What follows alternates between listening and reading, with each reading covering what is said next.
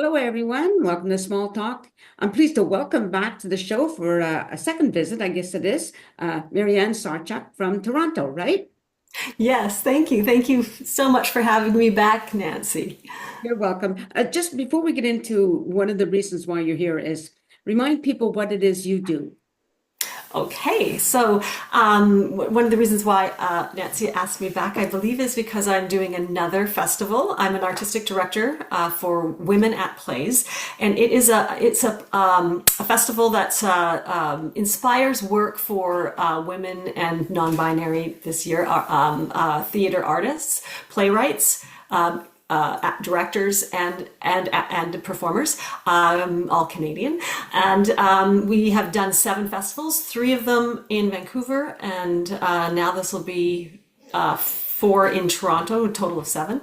I'm also we're opening on March 28th. That's next Friday.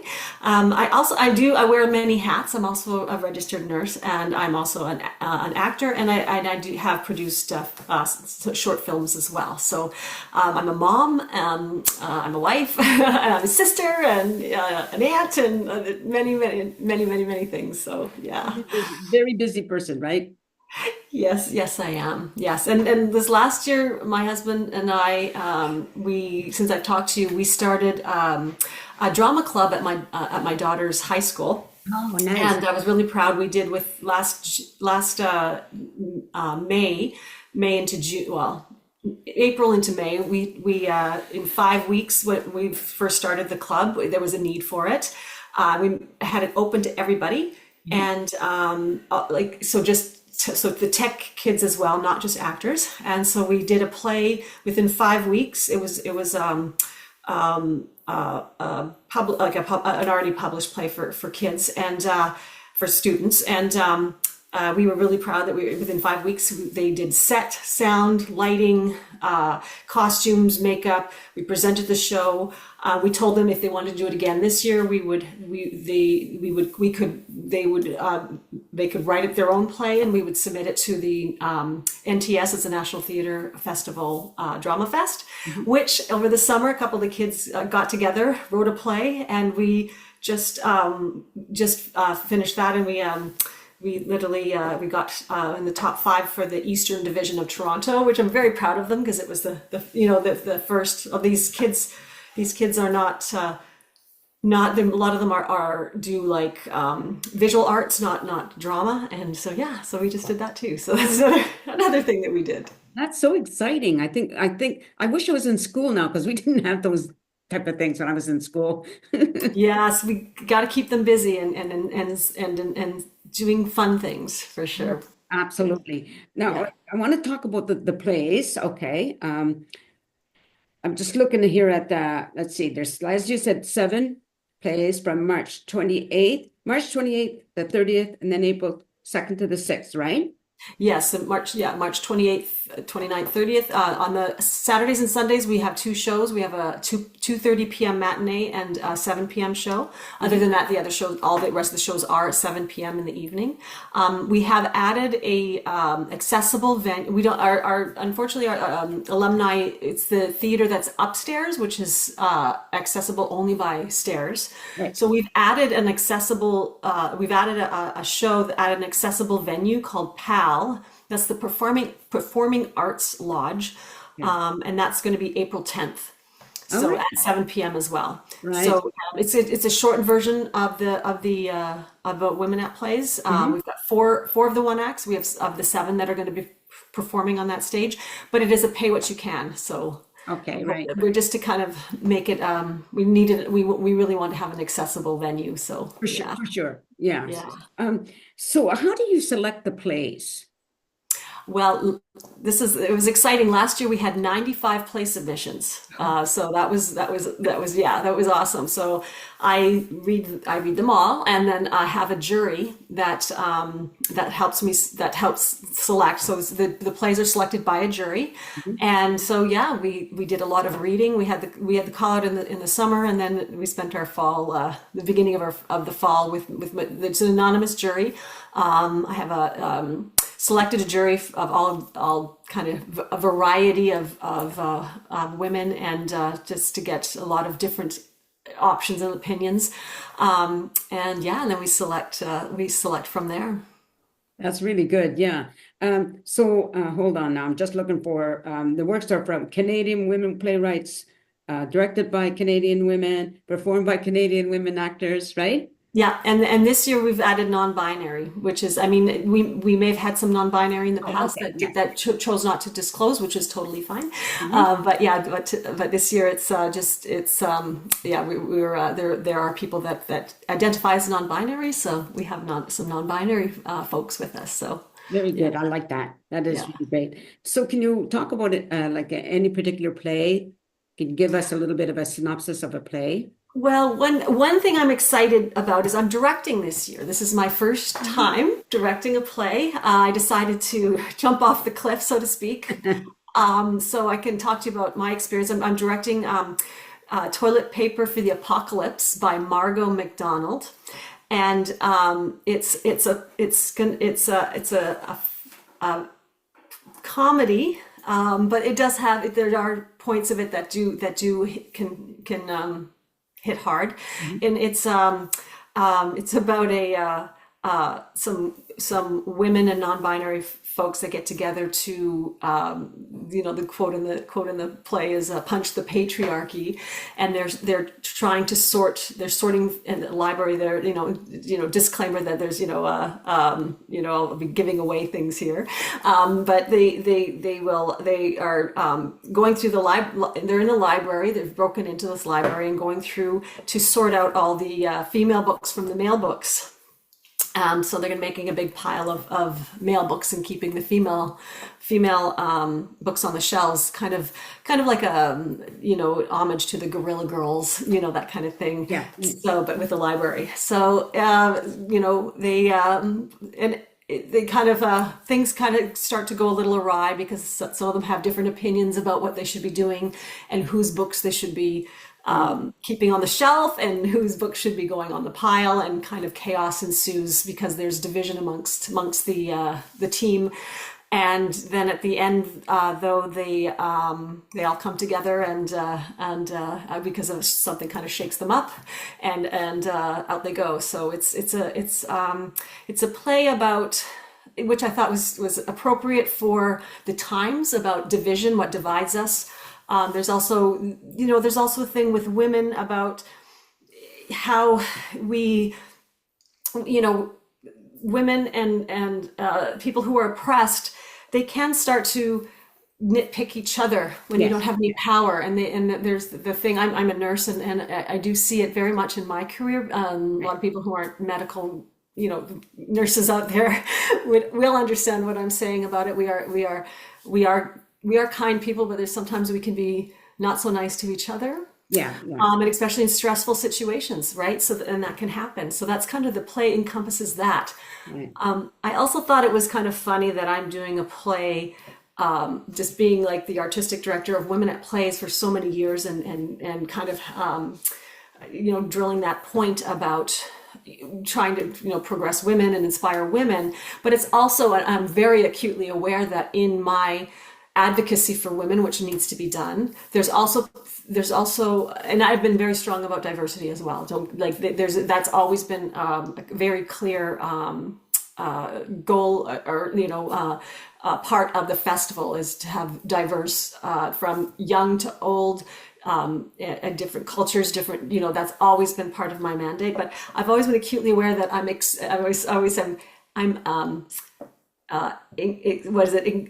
exclusively inclusive or inclusively exclusive, because men are not, and I've had men that wanted to come along, do a directing or whatever, and it's like, no, that's the line. Yes. But so for me to direct a play where they're starting to question non-binary, for example, right? That's one of the themes that comes up in the play that I'm directing. And I just, because it was like, that's the question: do I accept non-binary? And of course we do, but then it's like, then we're still excluding men. Right. I feel like men are our allies. This Women at Plays is not to exclude men per se. We love their support, and we get their support. We have, right now we have, my husband again is doing the sound design, and and all of our partners that if some of us who have male partners, they are definitely helping us. They're allies with us. So but it is interesting that and I love that I get to direct this play that's questioning Right. that. So I love that. It just reminded me of the vagina monologues. It's not about bashing men, right? It's Yes, about exactly. women's experiences, period. Like, and there's been, nice things about men in like I was in the vagina monologue, so there was nice things about them as well. But there was no bashing, which is kind of what you're saying. You're accepting this, but hey, your role is a different kind of role Yes. for this venue, for this type of thing.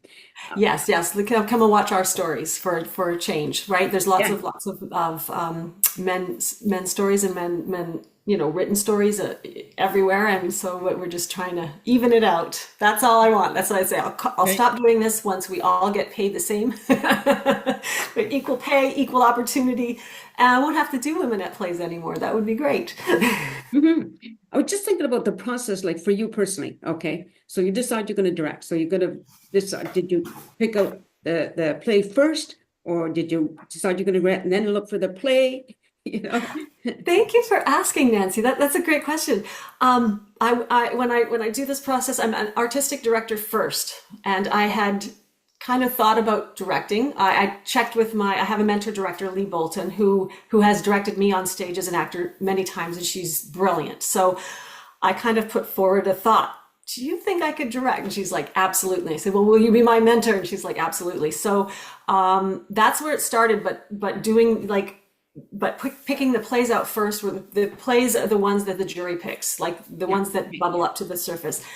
When I did read Toilet Paper for the Apocalypse, I laughed out loud. I thought it was so funny and so poignant and just so, meaningful to me, being the artistic director of Women at Plays, and then having these women and non-binary in this library starting to argue over little points about, and they argue about Black authors, they argue about Indigenous authors, they argue about non-binary, like who do we put on the pile, who we don't. And I was like, that's exactly perfect for me. But that being said, I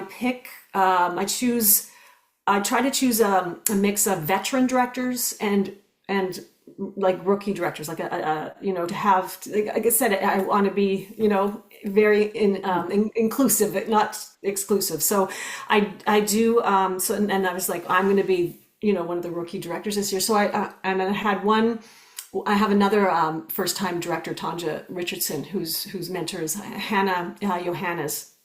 And so now I've got two of us, and then the other ones are vets. I let the directors, there's like kind of like about 10 plays, and I kind of narrow it down to the 7. It turned out 7. We usually do 6, but there's so many great plays this year, so we decided to do an extra one. And I let the directors, they have some choice in what, because it's they have to want to do it. We're not funded. We have no grants. We're Marianne funded, self-funded. We do have a few donors, which is great, but we do not have grants. So everyone is doing this volunteer. Like there's no rights there. At the end of the day, if there's some honorariums, if we do make profit, it's all artist shared. Nobody, like we all make the same amount, no matter, even myself, I make the same share as everybody else. That's because there's not much money in it. So right. They have to have a play that they like. So it was so great because I really wanted Toilet Paper to be produced, and it kind of got passed along, and then that was the play that I ended up with at the end of the day. So I was thrilled, but like I said, there's so many great plays, right? Yeah, so many great plays, yeah. And especially this year. So what about the actors? Are you the one auditioning them? This is the first time Women at Plays has done this, that we actually held general auditions, which was so wonderful. The talent of actors in this city, the non-binary and women actors of this city in Toronto is absolutely it's so there. We were like wanting to hire everybody, or not hire, ask them to join our group to do this for free. You cast everybody. Yeah. Nancy, they came like prepared with these beautiful monologues. And at the end of the day, we were just almost like, because all of us directors are looking at each other going, well, how can we can't have everyone. We can't have everyone. And that was just a small section of, Right. we had how many? I think 65 actors, and we only had 22 spots for Oh, our auditions, wow. you know, Yeah. because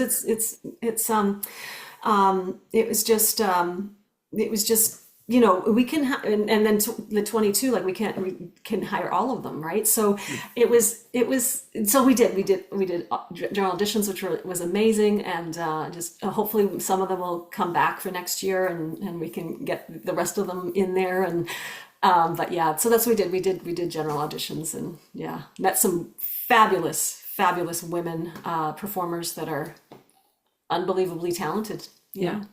So how do you get all the rehearsals in? Well, that's interesting. So we all kind of break up at that point, and we beg and borrow spaces to rehearse in. So right now, for myself, half of my cast is the cast of Toilet Paper of the Apocalypse is in the west side of the city, and one of the other actresses is on the east side of the city, and I'm way east. So we have like about an hour between us commute. So one of the actors was lovely enough that we hosted rehearsals in her living room of her apartment, and then I'm for our major rehearsals that we had this week, we were in the basement of my house. So I moved all the furniture around. My poor husband and daughter are like, where do we watch TV? I'm like, well, it's only for a week. Don't worry about it. We'll, you know, we put it back together yesterday. So that's what everyone's doing. They are borrowing spaces so that some people will. I know that some people work in like schools, or so they're able to borrow a space at schools. Mhm. We have people, their condo amenity rooms that people rehearse Right. in, and then living rooms. And sometimes it's so the stage. This year we've moved to a different venue. Like I said, it's alumni upstairs, and it's a much bigger stage than the Red Sandcastle. We love the Red Sandcastle. They're a fantastic theater. The only thing is we had a waiting list last year on our closing week, which was so exciting. So Right. that's why we moved. We figured it was time to move up into a bigger theater space. So it's going to be interesting with getting in there and seeing all the space that everybody has and the actors. And I have confidence. We have such talented actors and again, we have a range from vet actors to actors that have just graduated from theater school, Oh, which is nice. so Yeah. exciting. Yeah, yeah. So some of them fresh out of theater school that have been hired, well, asked to join. And yeah, so it'll be interesting for them to go, oh, look at all the space we get to play in. So it'll be interesting. Yeah. So on one particular night, is how many plays would be? All seven are going to be done every single show. Okay. Yeah, Okay. except for the April 10th at the PAL, Hmm. which is that'll be only 4 shows because some of the actors couldn't. That was kind of added on. We graciously the Act Three, which is a collective of senior actors that do shows in the city as a theater company. They donated their slot there for us to be able to go in and do the show for as an accessible venue. So that was great. Right. Yeah. I'm just like I'm kind of trying to imagine everything, like having been on stage. I know what it's like. You have to get your stage practice in, right? With 7 plays. Like this. Yes. Oh my God. It It's must be like, it's yeah, it's going to be interesting, and then the actors all the second act actors move the set for the first act actors, and the first oh, act move the set for the second act. So we've got four plays in the first act and 3 in the second, and so we work together. We all work as a team, even though they're kind of all separate plays. yeah. But by the end of the run, it's beautiful to see. There's all these relationships formed. People are networking, talking about other projects that they're going to do. That kind of Yes. thing. That's how exciting. I tried directing just a kids play, a very, very simple kids play that I'd written. And directing is not easy. It's just like, I found it really difficult, and I realized I'm not good at it. Oh, okay. I'm enjoying it so much.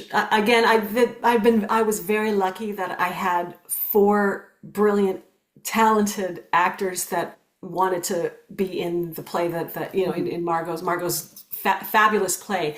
But at the end, but I was very clear with them that this is my first time directing. I do have my mentor director Lee, it's been terrifying. It's so funny. Like I didn't sleep the night before each rehearsal because I was, you know, but I've loved it. The one thing that I love about it is and I told them right away, I approach it as an actor. So Yeah. I told them, I really, you need to tell me what your instincts are. I want you guys to be organic with this.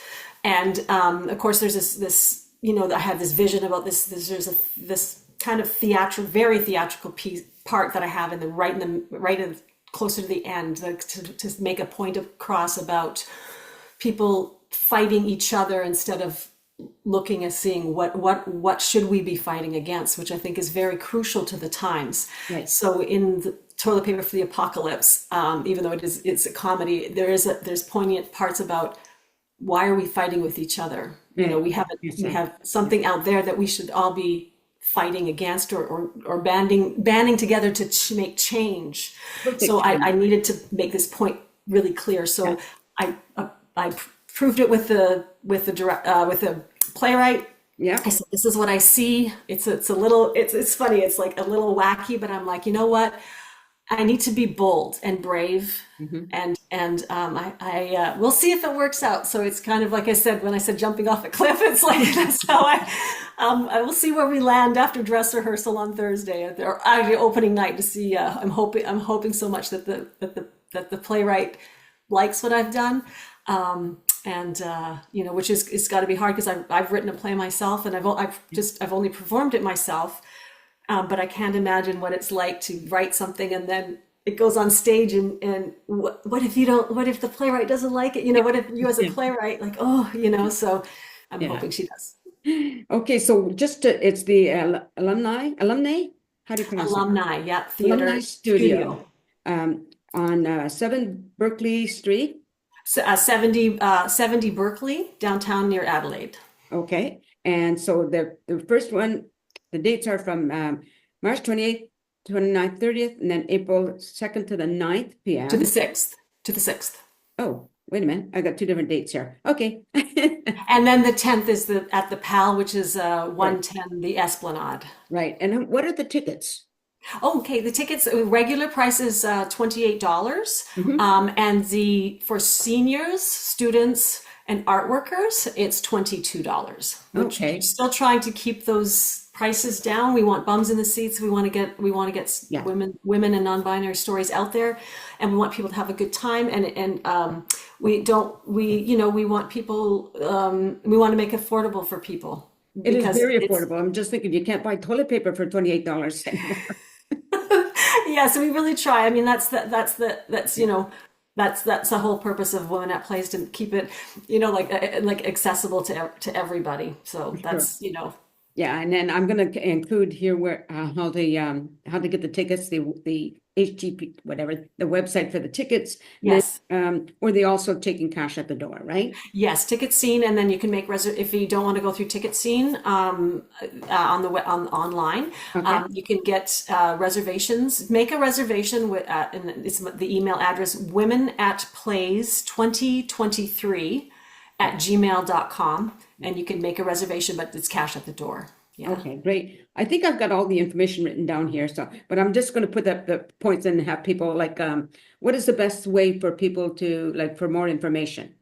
The email address. We also do have an Instagram page, Women at Plays on Instagram, and we also have a Facebook page, Women at Plays, so you can find us there and look us up.